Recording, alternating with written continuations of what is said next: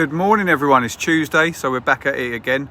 Just pulled up to my first job now and spoken to the customer on the way here, and it's a Valent with F23 on the boiler. So I know that's to do with sort of like overheat or something to do with like the flow and return thermistors, the temperature being different. So I'm going to go and suspect the pump possibly, or maybe there's no pressure in the system or something like that. We'll get in there and see what's going on and get to it. Right, so we're up in the loft. We've got keyboard here, it seems to be fine.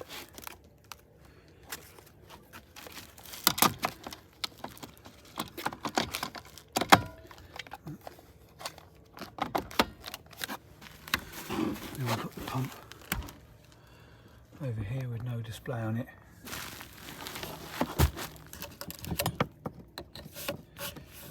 Yeah, so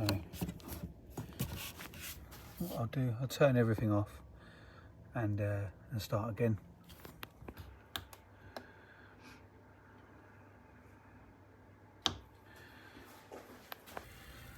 Right, so the pump is pretty good. Sounds better. I've got a feeling there's probably air in the system.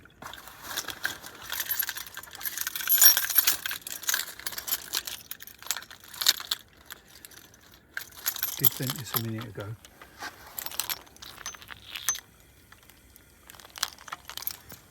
I don't know about anybody else, but I can't stand these Sunvic valves. I just think they're just terrible. Just the wiring, just everything about them. There, not really anything wrong. I think because I'd already bled that bleed valve already, I think that was the actual issue, that there was air in the pump because the pump was just spinning. And I could actually hear air inside it. It just wasn't actually circulating. As soon as I vented it, I could hear the tone change, and then I reset the boiler and it fired up absolutely lovely, and everything seems to be running fine. So I'm pretty confident that's that lady out of trouble. On to the next one. So I've just got to the next one. I've just had a look over it while I'm here, and basically what it is the customer leaves the hot water on 24 hours a day, but the rads are still boiling hot. It's a Drayton 2-port, which is obviously passing. It's unusual for these ones to pass. I've never really, don't always come across that. Usually it's a Honeywell one because the ball can swell or whatever, but I'm assuming there's a bit of dirt on the paddle stopping it from seating properly. You're going to see now me get upstairs, bung the system and swap it over. So let's get into it. Right, so we're up in the loft and got my handy drip stoppers again, as usual, and what we obviously want to do is create a vacuum now. I'm sure most of you watching know exactly what I'm doing, but see, it's not in the healthiest condition, but basically we want to bung the vent pipe. If it will go in, I'll normally make sure that goes in really tight. I'll wet it as well just to try and help with the seal, and then we want to go to the outlet pipe feeding the system, which unfortunately I'm going to have to put my hand in here. And we want to bung that one as well. Go down and in, and I normally put it in, give it a good twist, and then we'll go downstairs. Right, so that's this one here.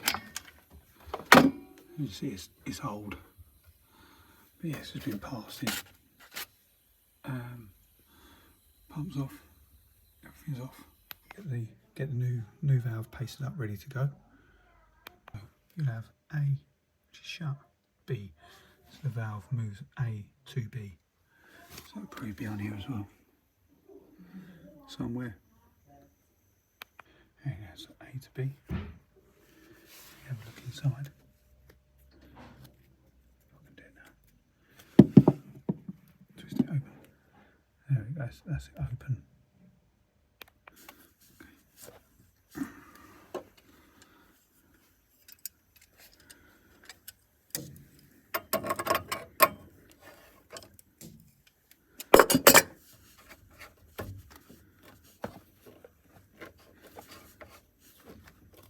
We'll just wait for the vacuum to hold, and then we can look at swapping it over.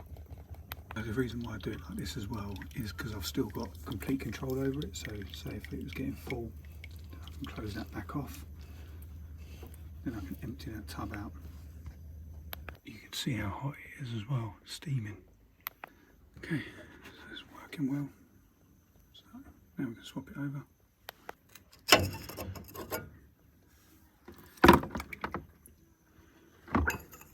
Going to swap these over as well. Very DIY.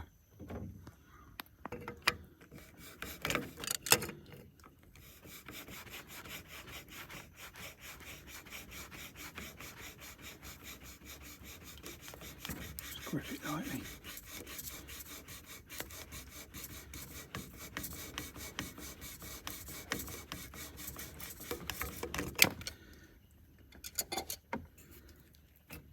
One out. Do the other side now.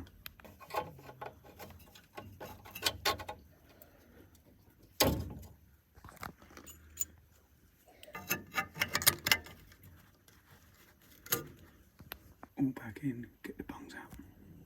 Bungs out, all good. Hot water on. So I've just been checking it. This is absolutely roasting here. Here is warm, but I think that's just like a little bit of transferring, and then down here is nice and cool, so we know it's not passing. So perfect, job done.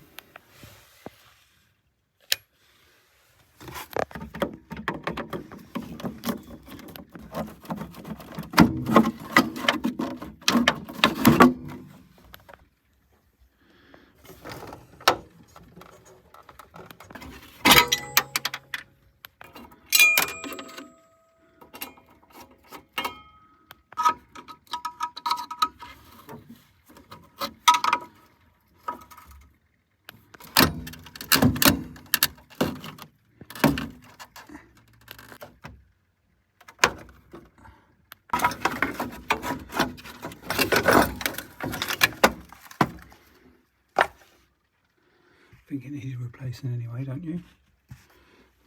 This is what I used. Right, I'm just going to do a quick voiceover. That was an absolute nightmare to get that on. It took me flipping ages. And basically what it is, the heat exchanger, there's two ribs that run down the back of the actual case, and they stop the back two clips going on. So you have to undo the two screws on the right hand side, pull it forward ever so slightly, and then you can just about get it on there, but it took me ages, I'm not going to lie. I've ran my analyzer around the back, that's all good. So yeah, it's good. That was a pain. Anyone who says that they're a 10-minute job, they're not. Oh, I didn't find there was, but basically there's two ridges that run down the back of the actual boiler case, and they literally run dead in line with where the back clips have got to go. So that was what I was having trouble with. So what I ended up doing was taking out the two screws, or moving them off, sliding the heat exchanger forward literally just to give me like a couple of mil, if that, and then I was able to get it up. But getting to that point, yeah, that took me quite a while. So yeah, I've never come across one being that difficult before, but yeah, that was quite tough. Maybe because it was in a bit of a tight cupboard, you know, there was no room to actually get in there and actually, like, you know, I was having to do it from the floor, whereas if it was up a bit higher, I would have been able to use my actual body weight. I don't know, but anyway, we got there in the end. So yeah, need to go on to the next one. I can't stand these boilers. Let's get in there, see what's going on. Overheat, see, new electrodes, it's had a flue seal, new door seals. Looks nice and tidy. Hopefully it's the pump. Have a look and see how strong or weak the pump is.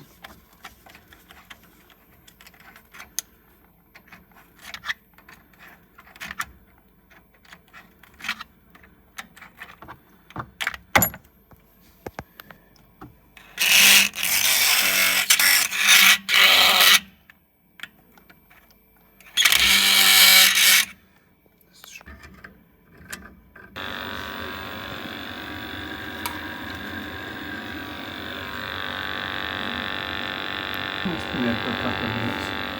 Still okay.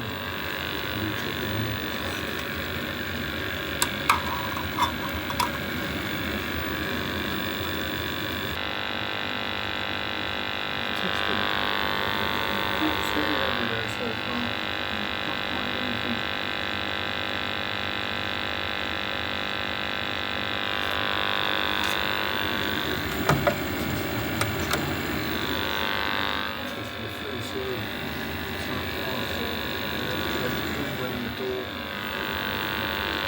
Cleaned out the filter, not too bad, a few lumps came out.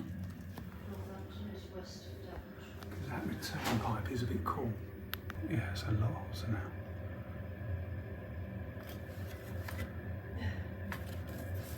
Okay, yeah, a little better. That one there, so I'm out of there. You know, obviously everyone knows by now that I hate them boilers. I just can't stand them, especially with the intermittent overheat. But I checked absolutely every seal, as you saw, made sure that there was nothing in there.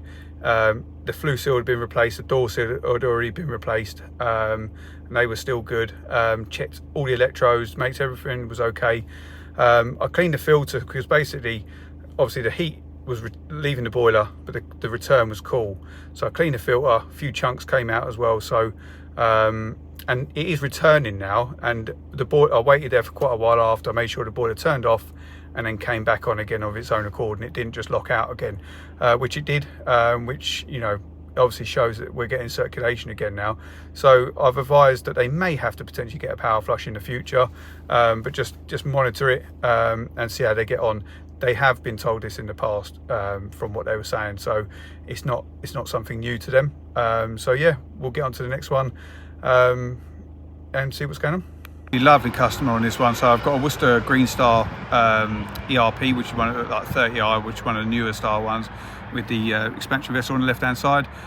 She said that she's noticed that the pressure's been rising up to about 3 bar, and she's been turning it off because she's worried, because a couple of years ago she had it where it got too high and it started coming out the PRV, so which has saved me an absolute dream of a job, to be honest. With I don't have to do the PRV because the PRV's fine, and the pressure isn't dropping and all that sort of stuff. So it's just that she's noticed it's coming up. So yeah, we're going to do an expansion vessel recharge, and I'm going to check that Schrader valve, obviously. If it needs to be replaced, then I'll replace the Schrader valve as well. Let's get in there and get it done.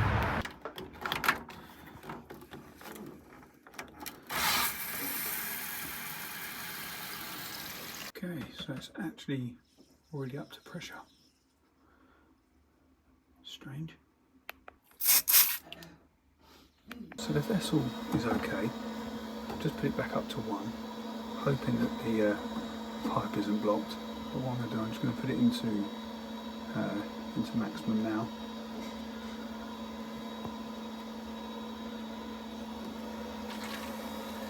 And then we can watch this gauge and see what goes on.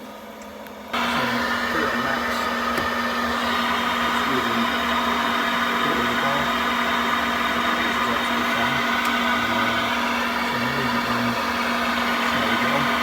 So I say gone are the days when my old boiler ran it in its maximum mode for the whole duration.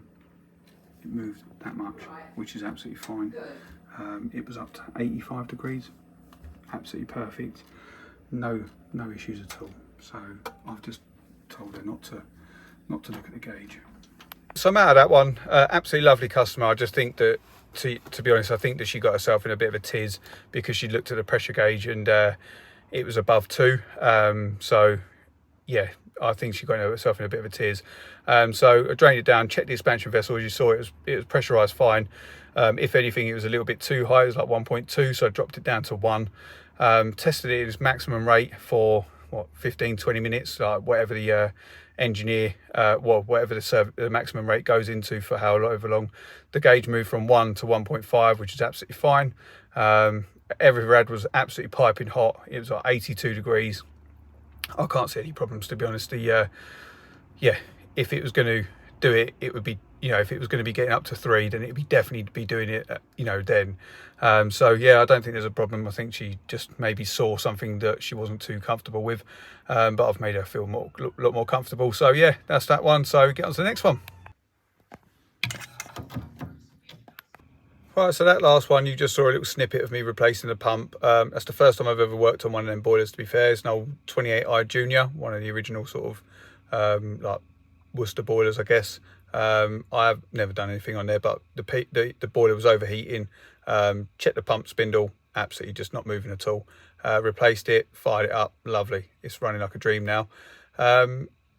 Yeah, so if you want to end the video right there, you can, and thank you very much for watching.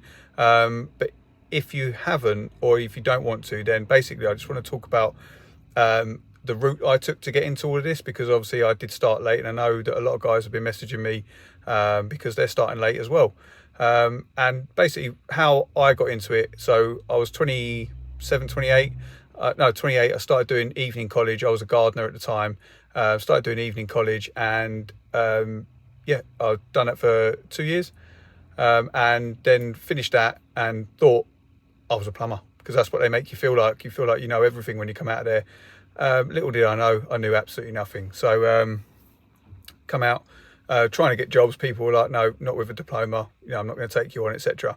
Okay, so I needed to find. So I found a site that would take me on. I was on £40 a day, so I had to move back in with my parents, etc.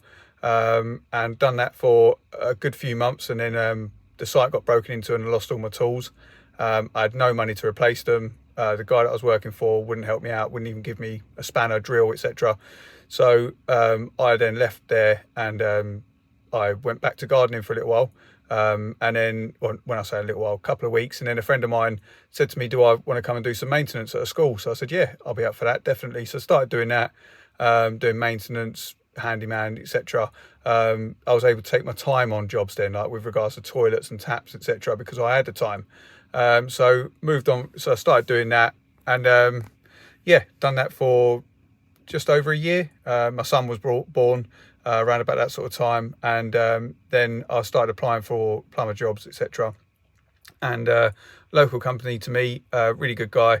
He gave me my first break into plumbing, really, and pretty much just stuck me out in a van, because I said I could do more than I could. Well, I thought I could do more than I could. That's the way they make you feel at college, etc. Out in the real world, as you guys know, you know nothing until you start doing it. So yeah, the first 3 months was extremely stressful, very, very stressful. But I got through it, and then it started getting easier and easier and easier.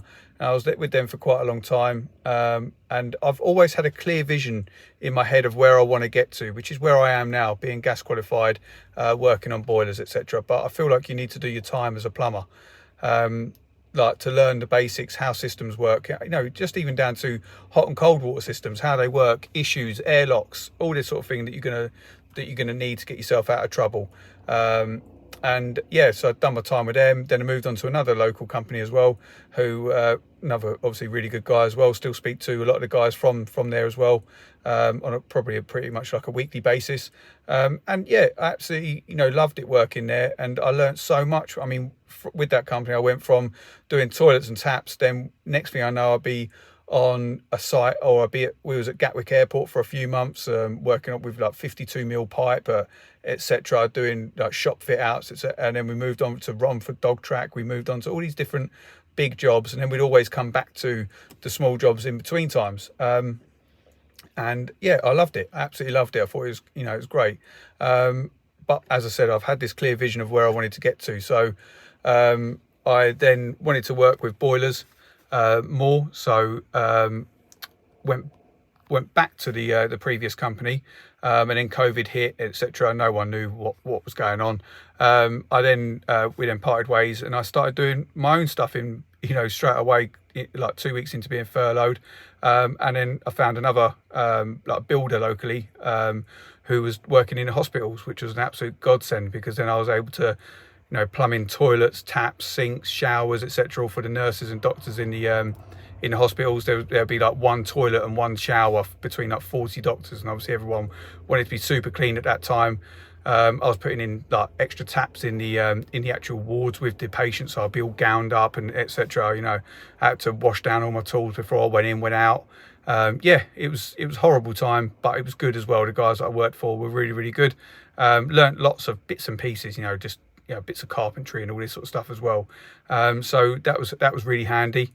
And then yeah, then left there, as I say, after I got my gas qualifications.